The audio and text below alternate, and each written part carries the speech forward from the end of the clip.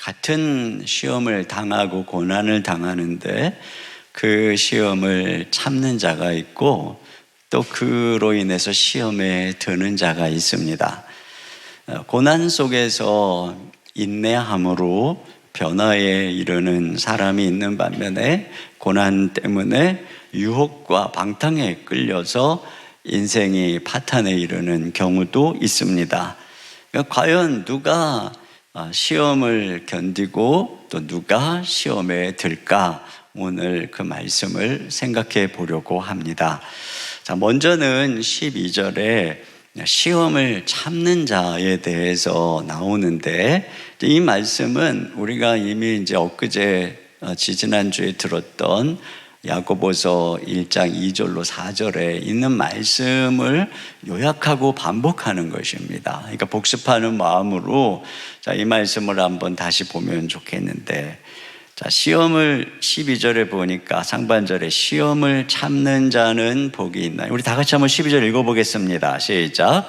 시험을 참는 자는 복이 있나니 이는 시련을 견디어낸 자가 주께서 자기를 사랑하는 자들에게 약속하신 생명의 면류관을 얻을 것이기 때문이다. 네, 여기 시험을 참는 자가 복이 있다 이렇게 말씀을 하죠. 이 말은 시험의 때는 제일 중요한 것이 인내하는 것이다. 우리가 고난의 때에 다른 무엇보다 중요한 태도는 온전히 인내하는 것. 지금 우리 코로나19로 인한 여러 가지 어려움 속에서 우리가 가져야 되는 태도는 온전히 인내하는 것입니다. 그런데 왜 이런 시험을 인내하는 것이 복된 것인가? 그 다음에 보니까 여기에 이는 왜냐하면 이렇게 됐죠. 시련을 견디어낸 자가 이렇게 되어 있어요. 시련을 견디어내면 그 사람 어떻게 된다 그랬어요? 온전한 인격으로 변화된다 그랬죠. 그래서 사실 이 말씀의 원문의 의미를 옛날 개역성경이 번역을 잘했던 것 같아요. 옛날 개역성경에 보면은 이것에 옳다 인정하심을 받은 후에 이렇게 되어 있습니다. 그러니까 시험을 인내할 때 우리의 인격이 하나님이 인정하시는 아름다운 성품으로 변화되는 그런 복을 누린다는 것이고, 그 다음에 그 결과 약속하신 생명의 면류관을 주신다는 거예요. 12절 하반절 읽습니다. 시작. 주께서 자기를 사랑하는 자들에게 약속하신 생명의 면류관을 얻을 것이기 때문이라. 네, 그러니까요, 우리의 성품이 고난 속에서 예수님을 닮아 아름답게 변화되어 간다는 것이야말로 우리가 천국 백성 된 증표라고 하는 것입니다. 그런데 여기에 이 인내하는 사람들을 주께서 자기를 사랑하는 자들이라고 이렇게 말씀을 하셨어요. 우리 주님을 사랑하는 자들이다. 이건요, 인내하는 사람들은 그 인내의 동력이 어디서부터 주어지는 것이냐면은 예수님을 사랑하는 데서부터라는 거예요. 여러분, 예수님을 사랑하면 왜 인내하게 될까요? 이 예수님이 어떤 분인가가 히브리서 12장 2절 3절에 있는데 우리 같이 한번 읽어보겠습니다. 시작. 믿음의 주여 또 온전하게 하시는 이인 예수를 바라보자. 저는 십자가를 참으사 부끄러움을 개의치 아니하시더니 하나님 보좌 우편에 앉으셨느니라. 3절 하반절. 죄인들이 이같이 자기에게 거역한 일을 참으신 이를 생각하라. 여기 보니까 예수님은 십자가를 참은 분이시고 죄인들이 거역한 것을 참으신 분이시고, 그러니까 예수님 자신이 온전히 인내하신 분이세요. 누구를 위해서? 우리를 위해서 십자가의 모욕을 견디시고 또 거역한 일을 참으신 것이죠. 그리고 그런 그 예수님을 바라보라, 또 생각하라. 그러니까 우리 신자들이 어떻게 인생의 고난 속에서 인내할 수 있느냐 하면은 나를 위해서 모든 것을 견디신 주님의 십자가를 바라보고 생각함으로써 인내할 수 있다는 것이죠. 그러니까 이와 같이 예수 그리스도를 사랑하는 사람들, 그들이 누구냐? 끝까지 인내한 사람이라고 말하는 것이에요. 그래서 그들에게 생명의 면류관, 약속하신 생명의 면류관을 주신다라고 말씀하고 있습니다. 여기 이 면류관이라고 하는 것은 그 경주장에서 올림픽 경기에서 승리 우승을 했을 때 씌워주는 이 월계관을 지칭하는 것입니다. 그러니까 인내로 경주하는 것에 대한 그 이미지, 그리고 그런 사람들에게 하나님이 면류관을 약속해 주시는 것이죠. 여러분, 올림픽 경기에 참여한 사람들의 이 결실의 차이는 그들이 얼마 동안 인내해 왔는가에 달려 있겠죠. 그런 면에서 이 올림픽 경기도 사실상은 인내의 경주라고 할 수 있어요. 근데 신앙생활도 똑같습니다. 신앙생활도 인내의 경주예요. 거기에 의해서 내가 얼마나 인내했느냐에 따라서 인품도 또 성품도 성숙이 결정되는 것입니다. 그래서 히브리서 11장 1절 하반절에 인내로서 우리 앞에 당한 경주를 하며 이렇게 되어 있어요. 자, 우리가 고난의 이 땅을 살아가면서 해야 되는 신앙생활의 핵심이 뭐냐? 인내다. 인내의 경주를 하는 것이다. 이것을 꼭 기억하면서 우리가 고난 속에서 예수 그리스도를 바라보며 끝까지 인내할 수 있기를 주님의 이름으로 축복합니다.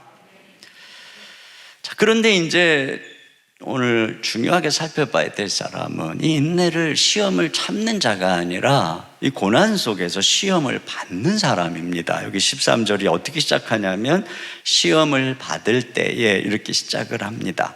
이 말은 이 고난 속에서 내적으로 유혹을 받는 것을 의미하는 것입니다. 그 사람에 대해서 13절 이하에 나타나고 있어요. 그러니까 이 고난이라고 하는 것이 인내의 경주를 잘하면 생명을 얻는 기회가 되고 되지만 동시에 끊임없이 내면에서는 이 죄의 유혹이 손짓하는 시간이라고 하는 것입니다. 어떤 선수가 태능 선수촌에 입촌을 하면 거기서 코치들을 통해서 지옥 훈련을 하죠. 근데 그 시간을 인내할 때 자기의 기량이 자라는 시간이 되지만 또 다른 한편에서는 마음껏 먹고 싶고 놀고 싶고 훈련하기 싫은 이런 유혹과 싸우는 시간이기도 하죠.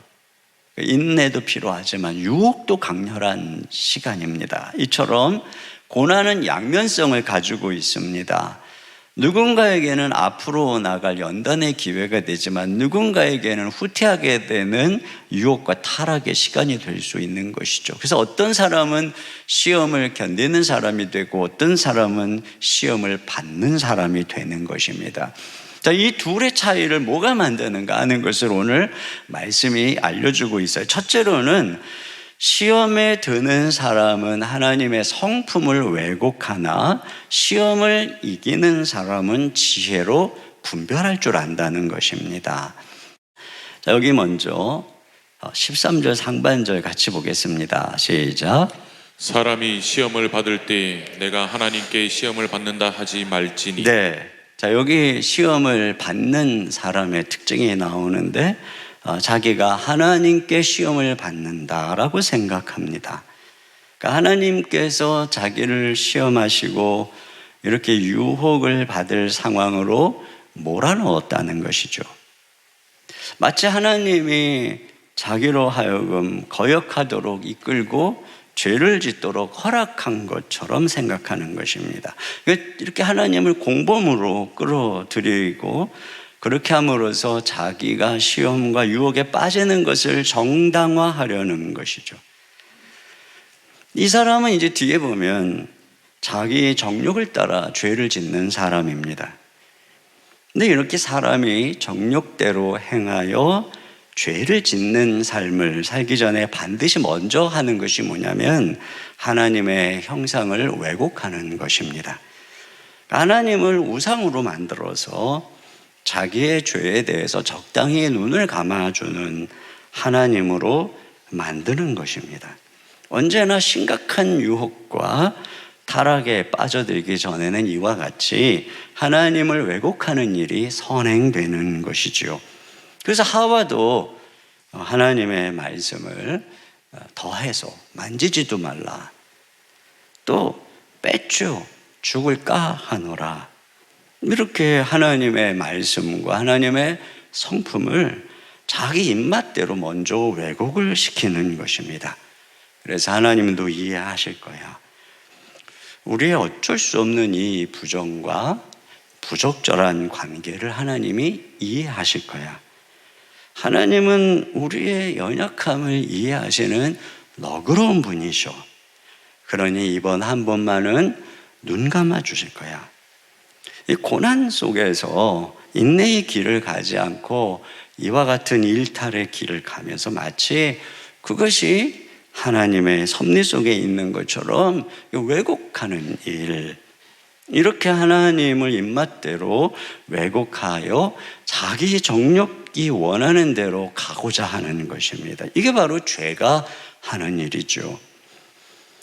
그러나 시험을 견디는 사람은 우리가 지난주에 살펴본 것처럼 하나님께 지혜를 구합니다. 고난 속에서. 그래서 그 기도 속에 분별력을 얻고 속지 않게 되는 것이죠. 여기서부터 차이가 나는 것입니다. 자, 이렇게 하나님께 시험을 받았다라고 하는 궤변에 대해서 오늘 야고보가 뭐라고 말하는가 보세요. 13절 하반절 시작. 하나님은 악에게 시험을 받지도 아니하시고 친히 아무도 시험하지 아니하시느니라. 네. 그러니까 하나님은 악에게 시험을 받지 않는다, 이렇게 말씀하고 있습니다. 그러니까 하나님께서는 본성적으로 거룩하시기 때문에 더러운 것에 끌리지 않으시는 분이라고 하는 것입니다. 하나님은 선하고 아름다우시기 때문에 악이 하나님을 결코 유혹할 수 없습니다. 물론 예수님은 하나님이시지만 우리랑 똑같은 인성을 가지셨기에 시험을 경험하셨죠. 그러나 주님은 그 모든 시험을 이기셨습니다. 한순간도 유혹에 굴복하지 않으셨습니다. 그리고 하나님은 아무도 시험하지 않으십니다. 아무도 유혹에 이끌어가도록 이끄시지 않습니다. 그러므로 우리가 시험에 들고 유혹을 받는 것에 하나님을 끌어들이고 하나님의 책임이니 하나님의 뜻이니라고 말하는 것은 완전히 궤변입니다. 아주 오래된 우스운 이야기를 진리가 담겨 있어요. 어떤 청년이 버스에 앉았는데 왼쪽에는 어여쁜 아가씨가 앉아 있었고 오른쪽에는 마음에 안 드는 아가씨가 있었는가 봅니다. 버스가 가다가 왼쪽으로 코너를 트는 때 몸이 왼쪽으로 탁 쏠릴 때 이 청년이 주여 뜻대로 하옵소서 이렇게 기도를 했다고 합니다. 그러다가 오른쪽으로 버스가 들어서 오른쪽으로 몸이 쏠릴 때는 주여 시험에 들지 말게 하옵소서 이렇게 기도를 했다고 하죠. 여러분, 이 이야기를 뜯어보면 일단 예쁜 게 주님의 뜻이구나 이렇게 생각하고 있다는 거죠. 그러다가 나중에 곤란당하면 왜 하나님 이런 여자를 허락하셨습니까? 아니 언제 주님이 허락했습니까? 자기 스스로 예쁘면 주의 뜻이다 라고 생각하고 자기가 마음을 정해놓고 기도한 거죠. 내가 마음을 정해놓고 기도하면 자기 확신만 더해갈 뿐입니다. 진로를 결정할 때도 조건이 좋으니까 묻지도 않고 하나님의 뜻이요 하나님의 축복이라고 확신하죠. 그러다가 일이 꼬이고 어려우면 왜 하나님 이러십니까? 왜 내 인생을 뒤틀어 놓으십니까? 이렇게 애매한 하나님을 끌어들여서 하나님이 시험에 빠지게 한 것처럼 생각하죠. 자기가 다 결정해 놓고. 그러니까 하나님을 오해하지 말라는 것입니다.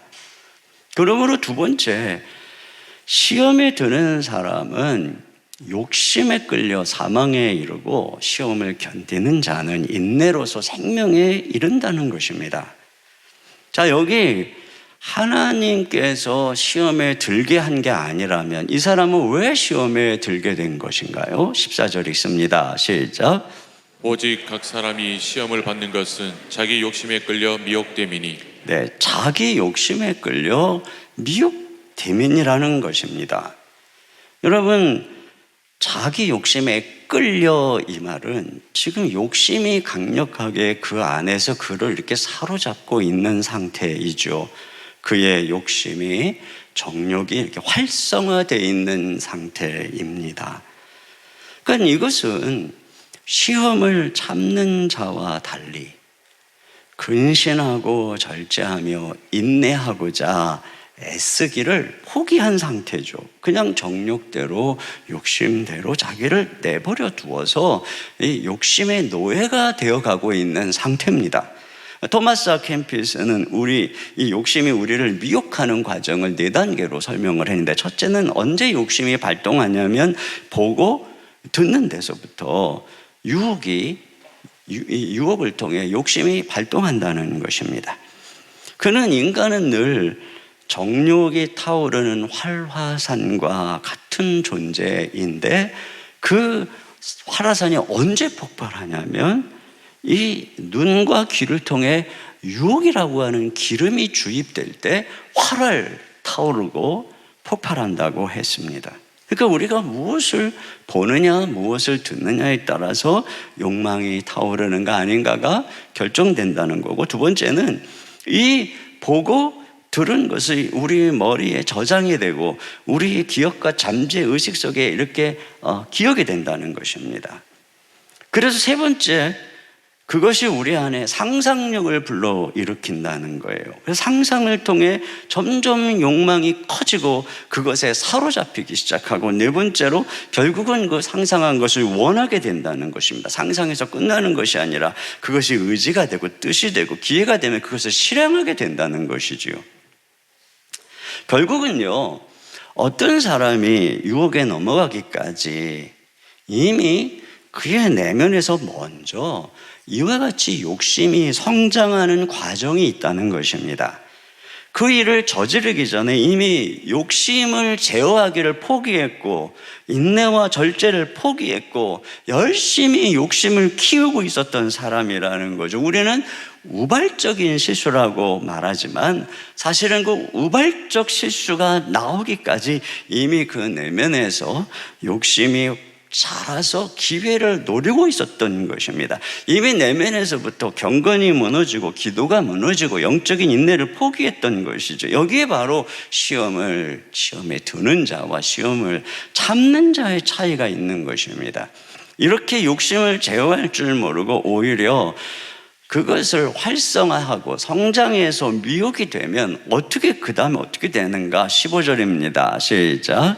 욕심이 잉태한 즉 죄를 낳고 죄가 장성한 즉 사망을 낳느니라. 여기 보니까 먼저 욕심이 잉태한다고 합니다. 마치 이 사람은 욕심과 무슨 성관계라도 하듯이 욕심과 이렇게 사랑을 나누는 것을 전제하죠. 그래서 이게 잉태를 하는 것입니다. 욕심과 정욕에 자기의 삶이 완전히 사로잡혀서 욕심을 따라가니까 결국은 그 욕심이 잉태를 하게 되는데, 그게 뭐냐? 죄라고 하는 것이죠. 그러니까 욕심이 마음속에 죄를 품게 한다는 것입니다. 그리고 욕심은 그로 하여금 그 죄를 출산하게 합니다.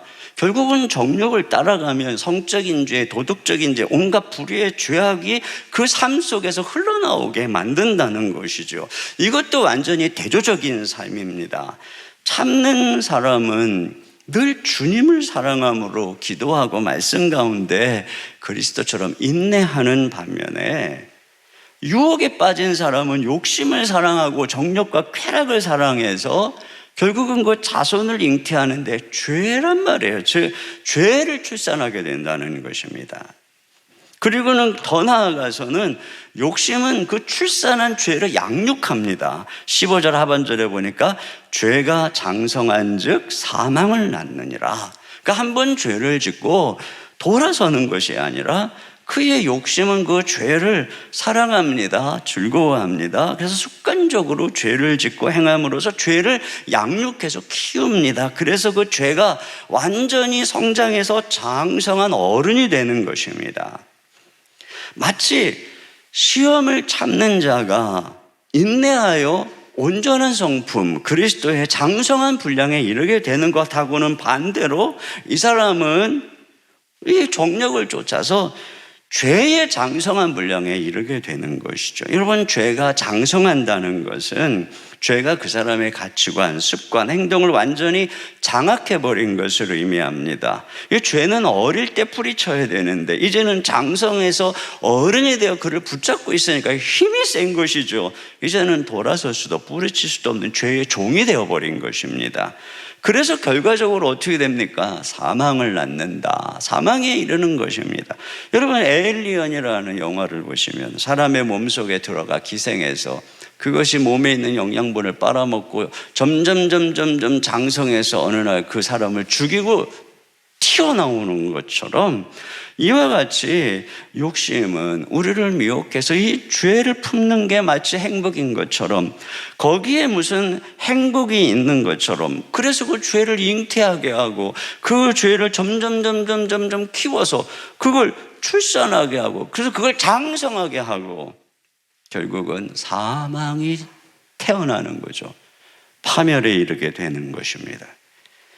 가정이 파멸되고 건강이 파멸되고 영혼이 파멸되는 것이죠. 이것이 바로 욕심을 쫓는 사람의 결말이라고 하는 것이죠. 한마디로 시험에 드는 이유는 자기 욕심 때문입니다. 그 사람은 욕망을 쫓는 사람이고 욕망을 제어하지 않는 사람입니다. 반면에 시험을 참는 사람은 인내함으로 욕망을 제어하는 사람입니다. 대신에 그리스도를 사랑하고 성령을 쫓는 사람입니다. 둘의 차이 요약하면 하나예요. 한 사람은 인내의 길을 가고 한 사람은 정욕의 길을 가고 인내의 길을 가는 사람은 생명을 얻는 것이고 정욕을 쫓는 사람은 사망을 낳는 것이다라고 말씀하고 있는 것입니다. 그러므로 세 번째, 우리가 시험에 들지 않고 참고 인내하는 자가 되려면 어떻게 되느냐? 오늘 이 야고보는 속지 말라고 외치는 것 같아요. 자, 16절 다 같이요. 시작. 네, 사랑하는 형제들아 속지 말라. 네, 속지 말라. 첫째는 뭘 속지 말아야 되는가? 하나님을 오해하지 말아야 된다는 거예요. 우리가 시험에 들지 말려면 아까 그 하나님부터 왜곡했던 것처럼 하나님을 오해하지 말고 제대로 알아야 된다는 것입니다. 언제나 이 죄는 우리를 사로잡기 위해서 하나님을 먼저 왜곡시킨다고 그랬잖아요. 욕심을 자극해서 정욕대로 살아가는데 장애물이 되는 하나님을 막 거추장스러운 것처럼 생각하고 왜곡시켜버리고 우리가 지혜를 구하면서 분별력을 가지고 먼저 하나님을 제대로 알아야 되는데 자, 하나님이 어떤 분이라고 말하냐면은 먼저는 하나님은 빛들의 아버지라고 말합니다. 17절 시작. 온갖 좋은 은사와 온전한 선물이 다 위로부터 빛들의 아버지께로부터 내려오나. 그러니까 하나님은 빛들의 아버지시다. 그러니까 모든 빛들을 창조하신 분이시라고 하는 것입니다. 해와 달과 별과 이 빛들을, 그러니까 빛들을 창조하신 분이라면 하나님은 어떤 분의 빛이시라고 하는 것입니다. 그런데 이 하나님은 이 당신이 창조한 빛들하고는 다르게 변함이 없다는 것. 17절 하반절입니다. 시작. 그는 변함도 없으시고 회전하는 그림자도 없으시니라. 네, 하늘의 별들은 지구가 자전과 공전을 거듭할수록 하늘의 천체 별들의 모양은 달라집니다. 태양도 그 시간이 지나면서 태양의 위치가 달라지고 그럴 때마다 그림자가 돌죠. 바뀌어집니다. 그런데 그 빛을 만드신 하나님께서는 변함도 회전하는 그림자도 없으시다라고 하는 것이지요. 그러니까 하나님 앞에서 하나님은 한 점의 그늘도 어둠도 없는 완전한 빛이요, 완전한 선함 그 자체시라고 하는 것입니다. 그러니까 주님 안에는 어둠의 타협이라고 하는 게 있을 수가 없다는 것입니다. 하나님께는 상황을 따라서 윤리가 바뀌는 일도 없고 상황에 편리하게 진리를 바꾸는 그런 일이 없다는 것입니다. 그러니까 우리 주님께서 우리를 유혹에 빠지도록 인도하실 리가 있습니까? 유혹 그 자리에 하나님의 선하신 섭리가 있을 수가 없는 것입니다. 그러면 우리 하나님이 주시는 건 뭘까요? 여기 17절 상반절에 온갖 좋은 은사와 온전한 선물이 하늘로부터 내려온다고 말했습니다. 여기 좋다는 것은 참되다, 진리에 속한다는 것입니다. 온전하다는 것은 그 안에 어떤 악이나 흠이나 부족함이나 더러움이 조금도 없다는 것입니다. 그러니까 하나님은 우리에게 선물을 주십니다. 자, 우리에게 은혜를 주십니다. 우리에게 응답을 주십니다. 그런데 하나님이 주시는 것 중에 선하지 않은 것, 온전하지 않은 건 하나도 없다는 것입니다. 우리를 유혹에 빠지는 길로 인도하신다거나 우리가 죄를 짓도록 또 어떤 함정이 있는 길로 우리를 인도한다거나 그런 일은 결코 없다는 것입니다. 하나님께서 나오는 것들 중에 어떤 것도 편법이나 부정이나 사기나 거짓말과 같은 것들은 있을 수가 없다는 것이죠. 그러니까 속으면 안 된다는 것입니다. 여러분, 교회 안에서 누군가가 그냥 교육자들이나 순자님들 모르게 음지에서 속삭이듯 해야 되는 말이라면 그건 무엇이든지 하나님에게서 나온 것일 수가 없는 것입니다. 그것들은 대부분 이단 아니면 사기꾼입니다. 저는 우리 교회 변호사인 한 집사님이 이런 말씀하셨어요. 교회 안에서 친한 사람을 위해서 그 사람을 위하는 척하며 은밀히 다가가서 당신 여기에 투자하면 대박 난다고 말하는 경우 100% 사기라는 겁니다. 왜냐하면 그게 진짜로 대박 날 일이라면 이렇게 가서 은밀하게 꼬시면서 얘기할 필요도 없고 누구보다 성공 여부를 잘 아는 전문적 투자자들이 달려들 수밖에 없다는 거죠. 여러분, 정말 그 말이 맞구나 하는 생각이 들더라고요. 하나님께서 주신 선물은 이렇게 은밀하게 어둡게 거래되는 법이 없어요. 그것들은 모두 선하고 온전한 것들입니다. 선하고 온전한데 왜 은밀하게 거래합니까? 그러므로 여러분, 그게 선한가, 온전한가, 빛인가 하는 이 도덕적 판단 기준만 제대로 가져도 우리는 많은 것들을 분별할 수 있습니다. 오래전에 어떤 분이 실제로 간증하는 얘기를 제가 들었어요. 집을 구하려고 애를 썼는데 어느 집주인의 눈을 하나님이 멀게 해서 시가보다 30%나 싸게 계약을 했다는 겁니다. 그런데 며칠 있다가 이 사람이 자기가 이 시세도 모르고 제정신이 아니었다고 계약을 취소하자고 했다는 거예요. 자, 그런데 싫다고 했다는 거예요. 그러면서 하나님께서 이렇게 자기를 도와주셨다고 할렐루야 하고 간증을 하는 걸 제가 들었어요. 저는 과연 하나님께서 우리를 위해서 이렇게 정상적 거래가 아니라 상대방의 눈을 멀게 해서 그 사람이 속게끔 하시는 분일까? 여러분, 우리가 하나님을 이렇게 자기중심적으로 왜곡하고 오해하니까 이런 사람은 다른 이상한 무슨 행동을 못하겠습니까? 하나님의 성품과 하나님의 원칙은 언제나 태양과 같이 빛나고 있습니다. 그런데 우리의 욕심이 눈을 멀게 해서 진리의 빛을 가리고 그 하나님을 왜곡하고 오해하는 것입니다. 우리가 시험에 들지 않으려면 먼저 하나님의 어떤 분인지를 정확하게 알아야 합니다. 두 번째로 그리스도 안에서 우리의 진정한 본성을 알아야 합니다. 누구든지 자기의 본성을 따라 살게 되어 있어요. 우리가 정력에 굴복하는 삶을 살아가는 것은 그게 나의 거역할 수 없는 본성이라고 생각하기 때문입니다. 그러나 오늘 성경은 우리가 그리스도 안에서 어떤 존재로 변화되었는가를 말해줍니다. 18절 다 같이요. 시작. 그가 그 피조물 중에 우리로 한 첫 열매가 되게 하시려고 자기의 뜻을 따라 진리의 말씀으로 우리를 낳으셨느니. 네, 여기 말씀의 핵심이 뭡니까? 진리의 말씀으로 낳았다는 겁니다. 그러니까 우리를 완전한 존재로, 새로운 존재로 재창조했다. 그렇게 해서 아예 그 마음의 바탕과 본성이 바뀌어버린 새로운 피조물로 하나님께서 우리를 지어주셨다는 겁니다.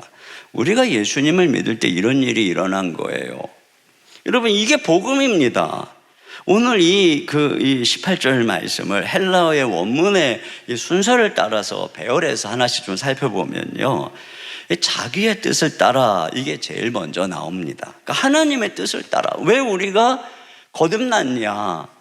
어떻게, 그건 우리의 무슨 신분이나 도덕성이나 우리의 자격에 의한 것이 아니라 하나님의 전적인 뜻, 그분이 우리를 그냥 보시고 긍휼히 여기시고 사랑해서 우리를 선택했다는 것입니다. 두 번째로, 그렇게 해서 진리의 말씀으로 우리를 낳으셨느니라, 이렇게 되어 있어요. 이게 두 번째죠. 자, 진리의 말씀이 뭘까요? 그것은 바로 복음을 말하는 것입니다. 베드로전서 1장 23절 읽습니다. 시작. 너희가 거듭난 것은 썩어질 씨로 된 것이 아니요 썩지 아니할 씨로 된 것이니 살아있고 항상 있는 하나님의 말씀으로 되었느니라. 네. 그러면서 뒤에 절에 그 말씀이 뭔지를 설명합니다. 25절 시작. 오직 주의 말씀은 세세토록 있도다 하였으니 너희에게 전한 복음이 곧 이 말씀이니라. 그렇죠. 그러니까 복음이 바로 이 진리의 말씀이라고 하는 것입니다. 에베소서에서도 에베소서 1장 13절에 그 안에서 너희도 진리의 말씀 곧 너희의 구원의 복음을 듣고, 그러니까 우리가 진리의 말씀으로 거듭났다는 것은 우리가 이 복음을 듣고 거듭났다라고 하는 것입니다. 그렇죠. 우리가 복음을 듣고 태어난 것이죠. 여러분, 이것을 로마서에는 어떻게 설명하고 있냐면, 우리가 예수님을 믿을 때, 즉 복음을 듣고 믿을 때 우리가 예수님의 죽음과 부활과 연합해서 첫째로 죄와 정욕을 쫓는 우리의 옛사람이 죽었고, 예수님의 부활과 함께 우리는 하나님의 의로운 부활 생명, 새로운 생명을 얻었다. 다시 말하면 새 사람이 됐다, 중생했다. 이것이 바로 복음이 우리에게 말씀하는 것입니다. 그러므로 예수님을 믿고 거듭날 때 우리 안에 새로운 유전자, 성품이 생긴 것이죠. 첫째는 뭡니까?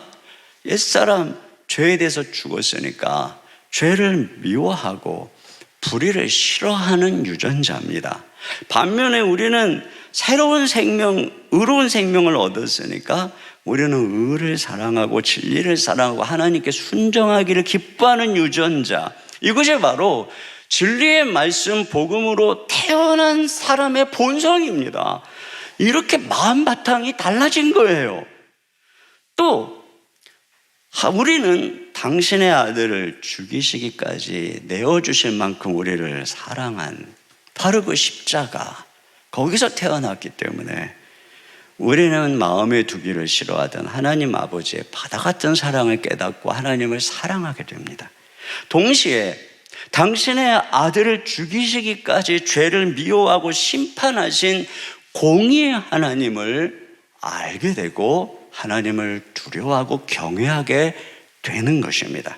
그래서 우리는 그 하나님처럼 죄를 멀리하고 거룩함을 추구하는 그런 유전자를 가지게 된 것이에요. 그러니까 여러분, 이게 우리가 십자가에서 진리의 말씀으로 거듭날 때 우리 속에 새겨지는 성품이요, 유전자입니다. 그러니까 우리가 이렇게 잘하는 거예요. 이 인내 속에서, 고난 속에서는 바로 우리가 어떤 존재인지 바로 그런 모습으로 인내할 때 아름다운 그리스도의 모습으로 성품으로 변화되는 것입니다. 여러분, 이와 같이 우리는 예수님 안에서 더 이상 이제는 죄와 정욕과 관계가 없는 존재로 바뀌었어요.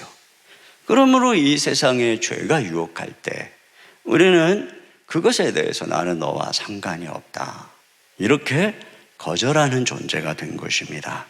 왠지 직장에서 나의 배우자가 아닌 다른 사람에게 마음이 끌린다, 나에게 너무 친절하게 해주니까 자꾸 마음이 끌린다. 그때 우리는 어떻게 생각하는 것입니까? 이것은 나의 옛사람의 감정이다. 정과 욕심에 끌리는 것은 이미 예수님과 함께 십자가에 죽은 나의 옛사람이다. 그러므로 이것은 나와 상관이 없다. 나는 누구냐? 새 사람이다. 나는 의의 사람이다.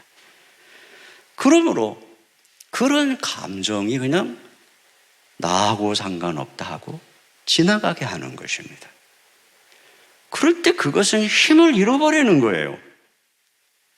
붙잡지 않는 것이죠. 여러분, 새가 머리 위로 지나가는 거 우리 어떻게 할 수 없어요. 우리 예수 믿는 사람에게도 감정과 정욕의 습성이 있기 때문에 순간순간 그런 끌림이 다가오는 거 어쩔 수 없어요.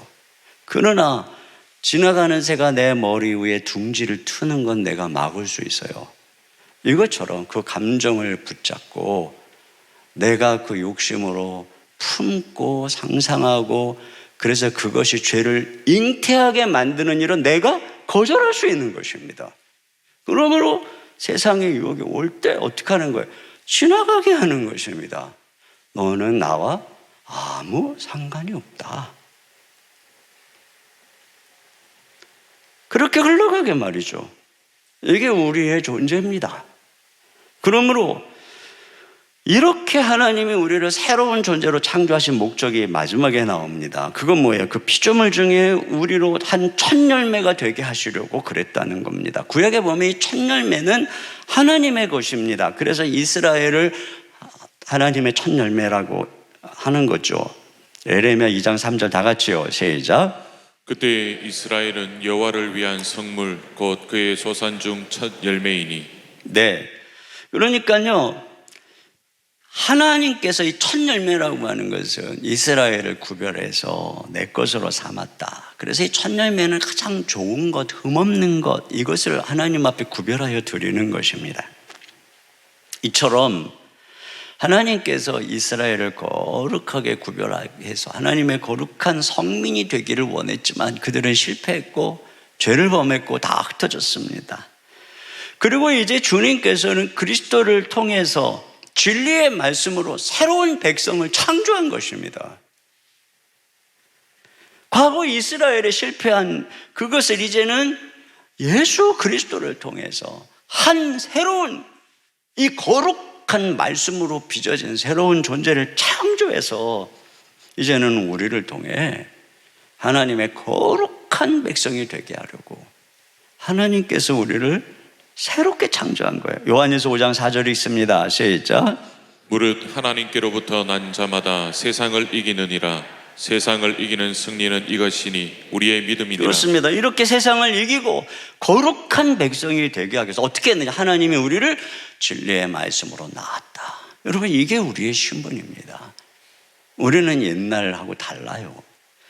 그러므로 여러분, 결론입니다. 속지 말아야 합니다. 첫째로는 하나님이 어떤 분인가 함부로 왜곡하고 내 맘대로 막 하나님 이럴 거야 저럴 거야 하고 타협하고 그런다고 햇빛이 어두워지는 것 아닌 것처럼 여러분 왜곡하면 안 됩니다.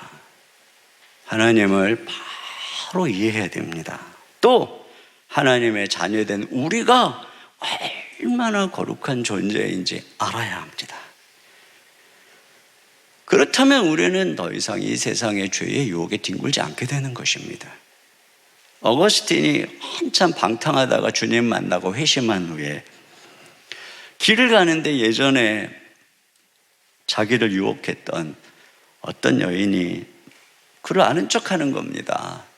그러니까 어거스틴이 모른 척 지나갔어요. 그러니까 그 여인이 따라가면서 계속 아는 척을 합니다. 그때 어거스틴이 이런 얘기를 했어요. 정색을 하면서 사람을 잘못 보셨습니다. 나는 예전에 내가 아닙니다. 그리고 그냥 가버렸다는 것입니다. 여러분, 이게 바로 우리의 존재를 제대로 아는 거예요. 우리는 예전에 내가 아니에요. 우리는 더 이상 죄와 정욕에 반응해서 노예가 되어 살아가는 존재가 아니라 하나님의 진리로 거듭나서 예수님을 사랑하고 성령의 인도함을 따라서 날마다 고난 속에 인내함으로 우리에게 주신 유전자와 성품을 따라 빛나는 하나님의 사람으로 나타날 빚어질 그런 사람이지. 뭐 좀 힘들다고 유혹에 빠져가지고 정죄가 노예가 되어 죄를 잉태하는 그런 존재가 아니라고 하는 것이죠. 시험에 드는 자가 아니라 시험을 참는 자가 되시기를 주님의 이름으로 축원합니다. 우리 시간에 같이 함께 찬양 드리겠는데요. 원하고 바라고 기도합니다. 우리 이 찬양을 드렸으면 좋겠어요. 하나님의 꿈이 나의 비전이 되고, 예수님의 성품이 나의 인격이 되고, 성령님의 권능이 나의 능력이 되길 원하고 바라고 기도합니다. 자, 이런 소망을 가지고 우리 같이 찬양을 주님 앞에 드리겠습니다.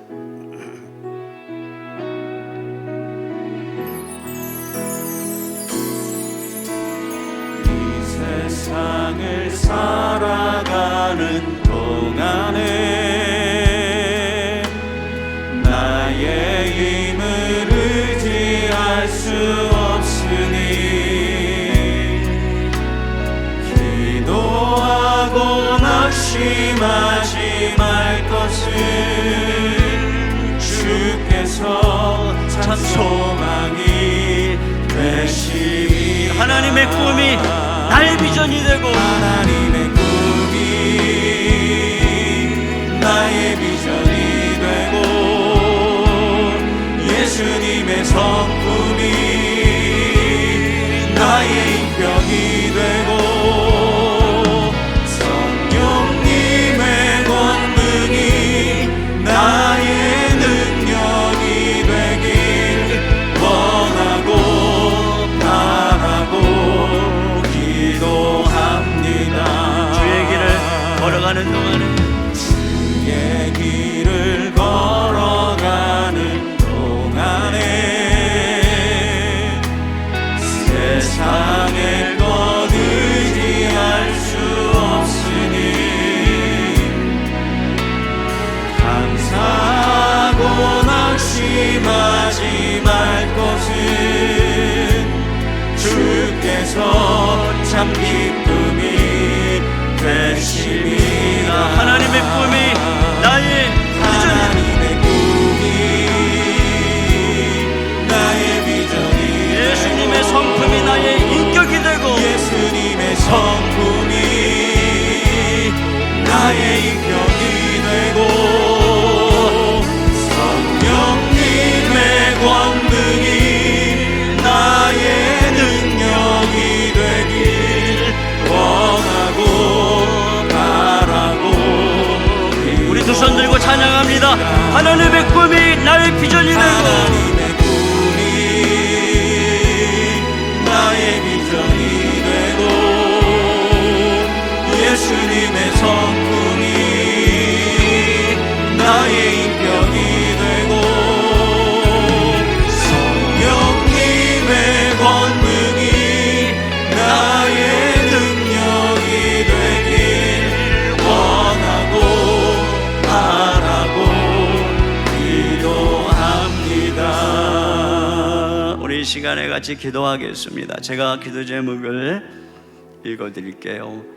첫째로, 시험을 당할 때 인내하며 그리스도를 사랑함으로 우리의 성품이 변화되어 생명의 면류관을 얻게 하소서. 두 번째, 욕심에 미혹되어 죄와 사망의 길을 가지 말고 하나님의 성품을 분별하며 성령을 쫓아 인내하게 하소서. 세 번째, 하나님의 빛 대신 성품을 알고 우리의 변화된 본성과 존재를 깨달음으로 정욕이 아닌 진리를 따라 살게 하소서. 우리 시간에 같이 한 목소리로 말씀을 생각하며 기도하겠습니다. 하나님 아버지 감사합니다.